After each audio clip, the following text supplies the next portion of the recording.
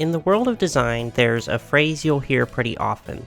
There are no original ideas. That is to say, everything is inspired by something else, and that's not necessarily a bad thing, just a reality. With fashion dolls specifically, you'll see inspiration from things like pop culture, iconic fictional characters, real-life fashion pieces, and sometimes even real people. This is natural and usually pretty harmless, but a few times throughout history, certain dolls or lines have landed themselves in hot water after being accused of plagiarism. And where the line between inspiration ends and plagiarism begins is not always well defined, which is why many of these accusations end in court, where even then the truth is still pretty muddy and ambiguous. And that, of course, is what I'm going to be talking about today.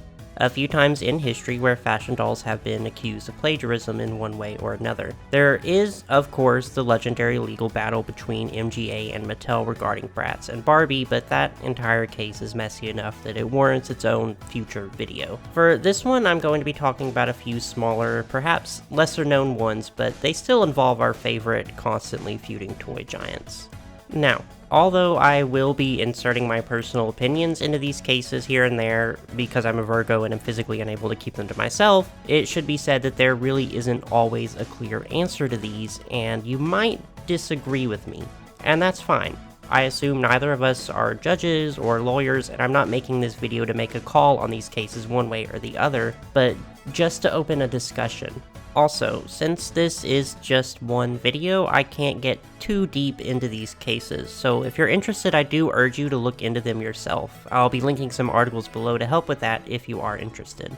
But with that out of the way, let's get into it. The first case I'm going to be talking about is actually what was almost a sort of revival of the aforementioned famed Mattel vs. MGA lawsuit. That is, of course, LOL OMG versus Barbie Extra. Both are very, very recent doll lines, with LOL OMG being first released in 2019 and Barbie Extra in 2020. Immediately upon Barbie Extra's release, some fans noticed the similarities between some dolls and some specific OMG characters, as well as the fact the line's name, Extra, came on the heels of the OMG song released and the music video Extra Like OMG. Barbie Extra also launched their own song and music video, Extra Oh My Wow, which only added fuel to the fire. Fans weren't the only ones to notice. MGA CEO Isaac Larian also took to his LinkedIn account to publicly shame Mattel, calling Barbie Extra knockoffs and calling Mattel convicted thieves. That dress looks awful close to mine. Somebody must be jealous. I look great. I didn't feel she did the dress justice. Dress was meant for me, and she had it on, and she was doing it wrong, and it just pissed me off. It looks better on me anyway. We'll let Slade be the judge of that. Look at the material. You should be going home You anyway. can be the judge of it. The official LOL Surprise YouTube channel even put out a video titled, "We Are the Original Extra."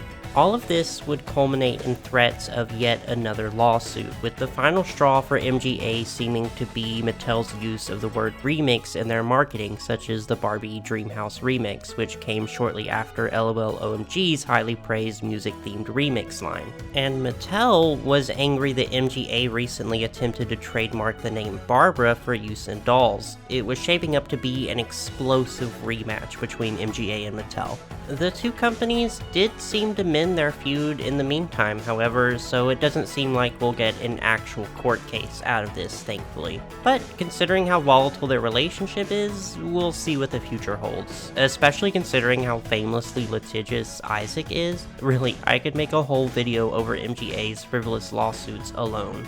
Did you know they once got laughed out of court for attempting to file a lawsuit against Louis Vuitton over a toy they made ripping off LV's design? Louis Vuitton, like, oh my god, but I'm getting off track.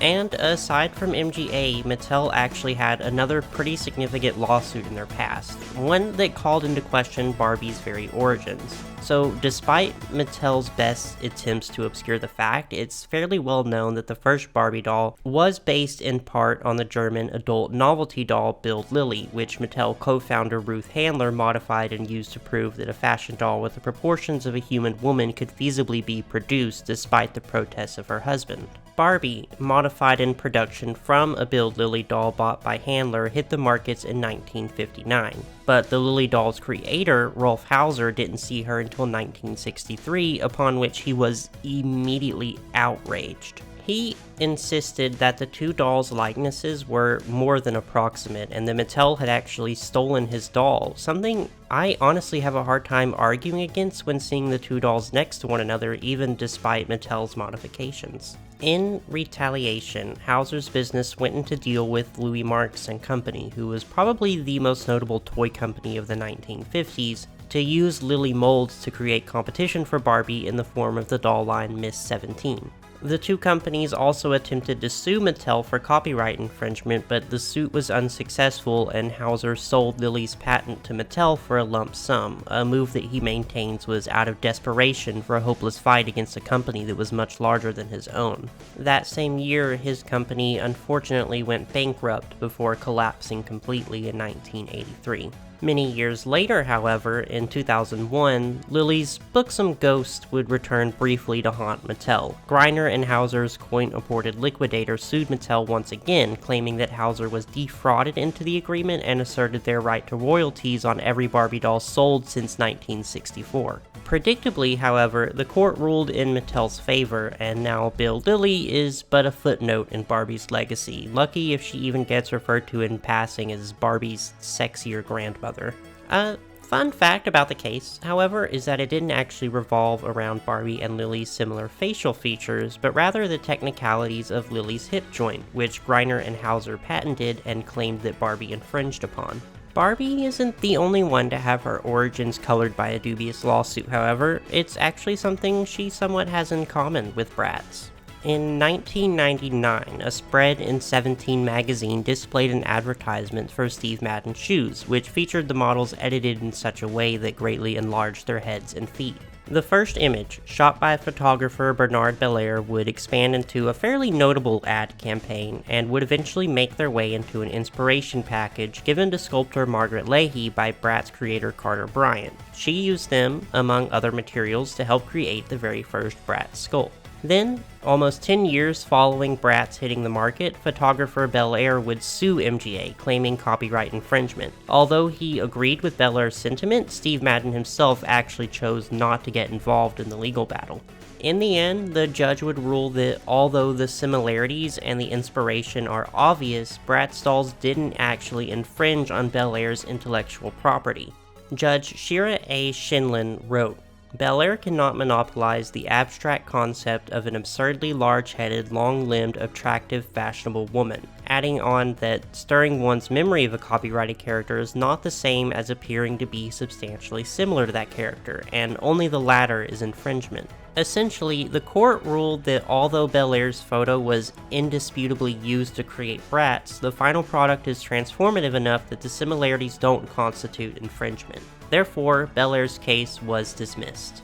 But, moving on from dolls that are accused of copying photos or other dolls, next I'll be talking about cases that are the most provocative, dolls that are accused of copying real people. One of the most high-profile cases of this comes from Mattel's brand American Girl. In April of 2020, astronomer Luciana Walkowicz filed a lawsuit against the company, alleging that their doll, 2018 Girl of the Year Luciana Vega, had copied their likeness without consent. Walkowicz stated that the doll had too many similarities for it to be any kind of coincidence, including, of course, their names, Luciana and Luciana. Walkowicz claims that wearing galaxy print and holographic print shoes was a sort of trademark apparel in their public appearances and speaking events, both of which Luciana dons in her meet outfit. They also claim that the doll even ripped off the purple streak in their hair. In addition, Walkowicz, as an astronomer, has spoken in the past about the ethics of the exploration of Mars.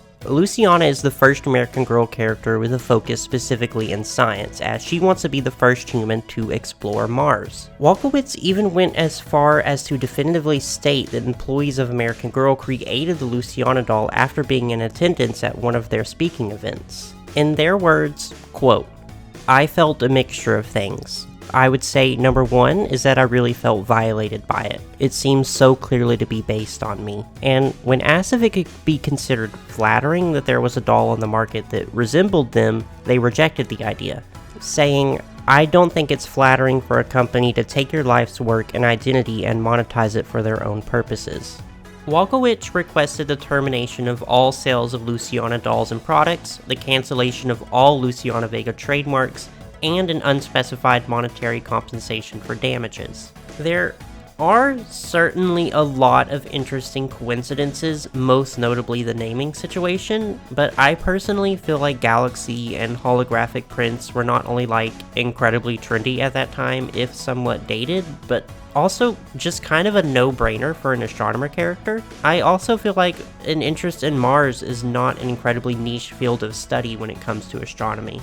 I tried looking for maybe a time where Walkowicz wore an outfit similar to Luciana's, but I really couldn't find anything other than Walkowicz only saying that they own a dress similar to Luciana's pink one but in blue. So honestly, I really don't know if the similarities were truly intentional. For all purposes, Walkowicz does seem to genuinely believe that the doll was based on them and feels negatively impacted by that, so I don't think this was like a cash grab or anything, and I do kind of sympathize with them. Whatever the case, the suit was settled out of court. The terms of the settlement aren't publicly known, other than the fact that no money was exchanged between either party, and considering that Luciana continued to be sold long past this lawsuit, I think it's safe to say that Luciana's demands weren't met in that case either. And now for the last one we'll talk about. We're moving back over once again to MGA. In June of 2020, artist and influencer Amina Mucciolo, known online as Studio Mucci, took to Instagram and Twitter to accuse LOL Surprise of copying her likeness. The doll in question was the Rainbow Raver doll, which first appeared on shelves in July of 2019. Mucciolo alleges that the doll copied her pastel rainbow fashion style and distinctive aqua and rainbow streaked twin tails. In addition to the claims of plagiarism, Mucciolo also stated that MGA deleted her initial posts and made many aggressive and hostile attempts to contact and silence her. In her words, quote, "It was the aqua with rainbow highlights, and it was shocking because the hairstyle was the result of my imagination, and leftover hair I had from the previous style I wore. I didn't have a visual reference or anything, so it was disturbing to see something that came straight from my mind to be duplicated on a toy I had no part in creating. Once I was done reeling from the hair, I noticed all of the other similarities." This came shortly after Mucciolo was involved in another plagiarism controversy, where she alleged that the Lisa Frank flat born from a partnership with Hotels.com copied her own colorful apartment. The Lisa Frank flat was also located right across the street from her own, and both complexes were owned by the same company. When Mucciolo began to face eviction from her own complex, she believed it to be due to the Lisa Frank flat and took to crowdfunding $20,000 in assistance. She claimed her landlord was trying to evict her, quote, "so that they can capitalize on my idea and recreate it with Lisa Frank and Hotels.com. Maybe they're trying to protect themselves in some way by making sure they're the only space like this." The final terms of her settlement with her landlord from this situation is kept confidential. In response to her claims about LOL Surprise, however, MGA retaliated by providing a timeline for the Rainbow Raver doll's production, citing the fact that Mucciolo debuted her distinctive hairstyle on Instagram in November of 2018, and with Rainbow Raver first being sold in June 2019, 7 months is not enough time to design, produce, and finalize a doll for sale. And given what I know about doll production, that's a fairly reasonable claim. MGA didn't provide any design documents that would confirm this. I'm sure there are probably some legal hurdles that prevent that, but toy production is a long and complex process, so it's plausible to believe that Rainbow Raver would have been in production months prior to Mucciolo showing off her hairstyle for the first time. That said, in the absence of tangible proof, it's not easy to make a definitive statement. Unfortunately, MGA's CEO had a less than civil argument against Mucciolo's claims. Larian went on an incredibly racist tirade on Twitter in response, going as far as to call her, quote, "a disgrace to black people," among other insults. Yikes. This earned him a backlash so severe that he deactivated all of his social media, despite his rather meager attempts at an apology. Predictably, this did absolutely nothing for his case. Regardless of the truth of Mucciolo's claims, it goes without saying that she didn't deserve this, and his inexcusably terrible behavior majorly damaged his company's reputation and overshadowed whatever explanation he could have given. Afterwards, an MGA designer who works under the LOL Surprise brand, Laura Stevens, or Laura did that on Instagram, did corroborate Larian's timeline and defended the integrity of her work on LOL Surprise, as well as the actual designer of the Rainbow Raver doll. According to Stevens, Mucciolo ignored her attempts at contact in order to rectify the situation and only blocked her on all platforms instead when Stevens attempted to defend herself. Mucciolo did not publicly respond to any of these claims. And again, in the absence of tangible evidence, it's really up to you who to believe. As for Mucciolo, she managed to raise another $20,000 via crowdfunding for her legal funds to pursue a case against MGA, but as of July 2020, has not posted any further update on doing so. And that brings us to the end of this video. I'm sure you probably have your own opinion on some or all of these cases, so be sure to leave them in the comments below, as well as any other interesting cases of possible plagiarism that you know about. As always, please like and subscribe if you want to see more videos like this in the future. Thank you!